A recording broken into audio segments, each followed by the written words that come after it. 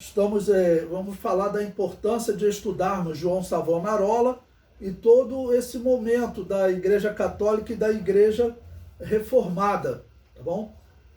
Para que os irmãos entendam bem a distinção doutrinária que existe entre as chamadas igrejas evangélicas, as igrejas reformadas e a Igreja Católica. Jerônimo Savonarola, ele ainda é um católico, tá bom? Ele ainda é um católico, mas já faz parte daquelas pessoas que veem realmente grandes problemas doutrinários na Igreja Católica. Nós vamos ver também mais à frente que fora da Igreja Católica existia a Igreja verdadeira. A Igreja cristã sempre existiu, a Igreja Católica nunca foi uma igreja única, tá bom? Nós veremos as principais doutrinas que diferenciam a chamada Igreja Católica da verdadeira igreja, da Igreja cristã, tá bom? E Savonarola é um desses homens, tá bom, que via problemas doutrinários na Igreja Católica, ainda que ele não abandonou todas as doutrinas erradas. Bom, então, número 7.3.2, as obras de Jerônimo Savonarola. A primeira obra dele, No Declínio da Igreja. Nesta obra denuncia a perda de valores espirituais pela Igreja Católica. Chama o Vaticano de esgoto do inferno. Então vejam, que não era assim um desentendimento simples, né? Tá bom? Nós vimos que John Wycliffe também usava termos pesados para descrever a Igreja Católica, né?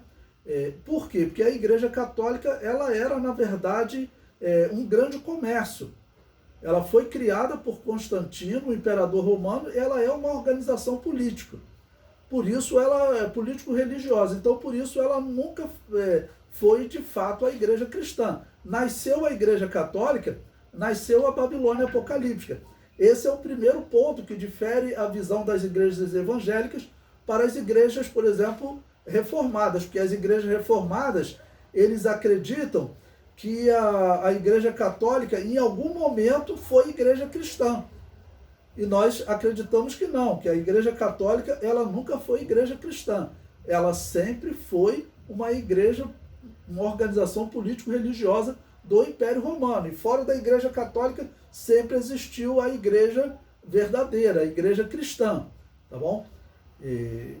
Então, por isso, eles muitas vezes se dirigiam à Igreja Católica por conta das doutrinas que eles pregavam e também por causa do comportamento, porque a questão política, e aí eu sempre alerto, é um risco a igreja nos dias de hoje, a igreja evangélica se envolver com política como ela está se envolvendo. A igreja, ela tem que dar uma opinião principalmente contra o ateísmo, que está, por exemplo, tentando entrar no Brasil. Ok? O problema da igreja evangélica não é com o comunismo, o problema é o que vem com o comunismo, é o ateísmo, né?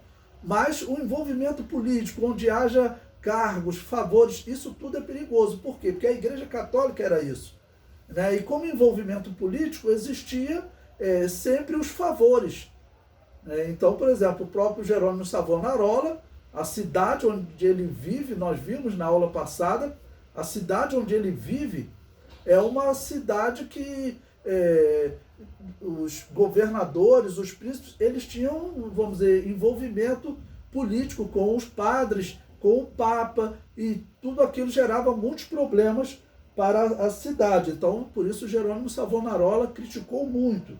Tá bom? Então, esse envolvimento político, aquela questão da venda de perdão, eram muitas coisas, mas o principal nós vamos focar aqui é a questão doutrinária. Bom, uma outra obra dele é a obra chamada Tratados, que é um tratado, são tratados filosóficos baseados em Aristóteles e Tomás de Aquino.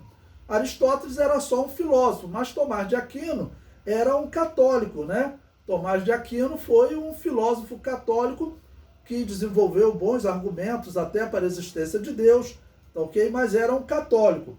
E as obras de Aristóteles, foi importante ele estudar Aristóteles, porque Aristóteles era praticamente um maldito para a Igreja Católica, né? Então, a Igreja Católica, em muitos períodos, ela proibia o estudo dos livros filosóficos. Diz a história que eles chegavam até, em alguns casos, envenenar folhas de livros para que, se as pessoas fossem ler aquele livro, elas se envenenassem e aí falassem, eu morri, ele morreu depois que ele leu Aristóteles. Né? Isso é retratado até em alguns filmes. O Nome da Rosa retrata histórias assim, vocês podem ver depois. Né? Então, eram estudos importantes que acabaram por abrir um pouquinho mais a mente de Jerônimo Savonarola.